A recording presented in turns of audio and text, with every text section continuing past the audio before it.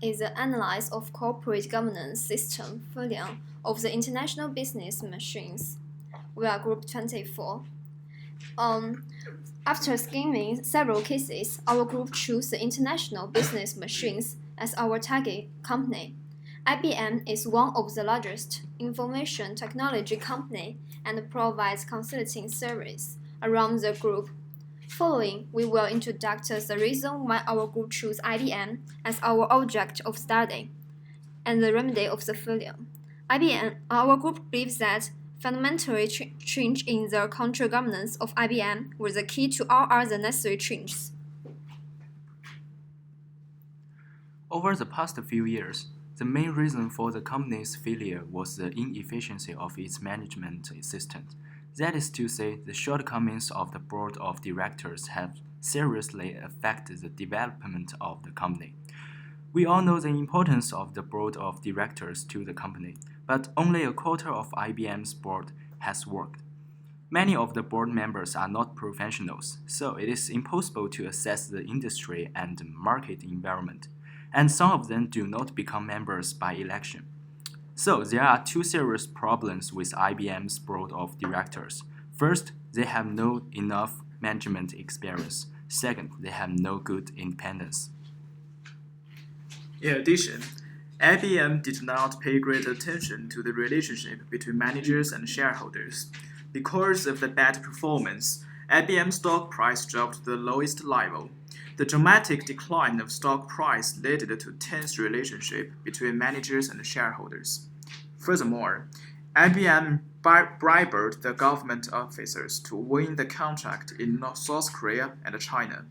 This case stands for the fact that IBM lacked a sound internal corporate system, and its board of directors showed no respect on the codes of ethics. And as we said above, there are four main problems inside IBM: the nonfeasibility of board of directors, the lack of independence, agency problems, and a case of bribery. To deal with these problems, our group carried out several researches to find out various remedies which could make an improvement of IBM's corporate governance. First of all, Tricker states that one of the principal attributes of an effective board is professional leadership supported by a well-balanced and experienced board team.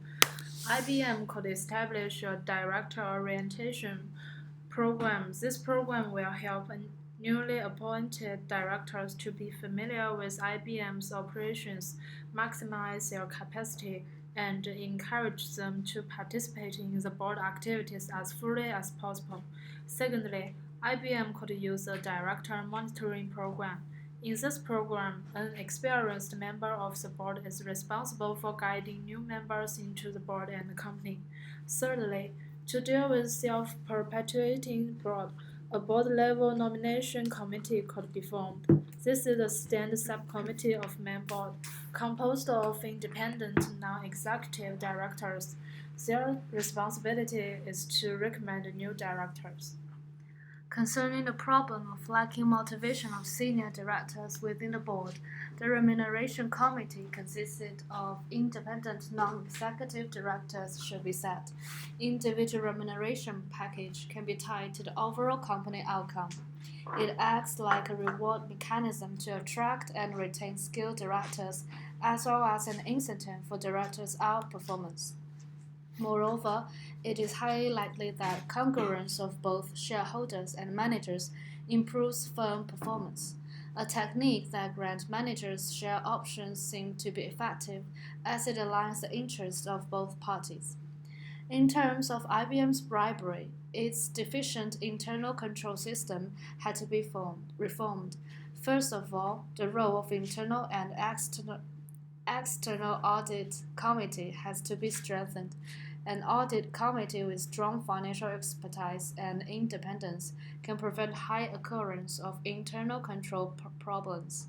Besides, the board of directors should reformulate the corporate codes of ethics. The business should conduct activities legally, comply with anti-bribery regulations. Last but not least, the board needs to promote transparency.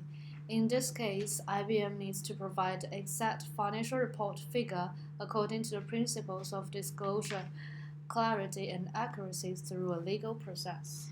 To conclusion, this case report attempts to show how the control and governance failure affected IBM and provide various effective remedies to prevent failure from happening again.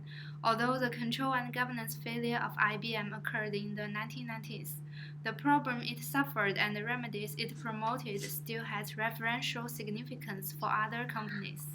That's all. Thank you.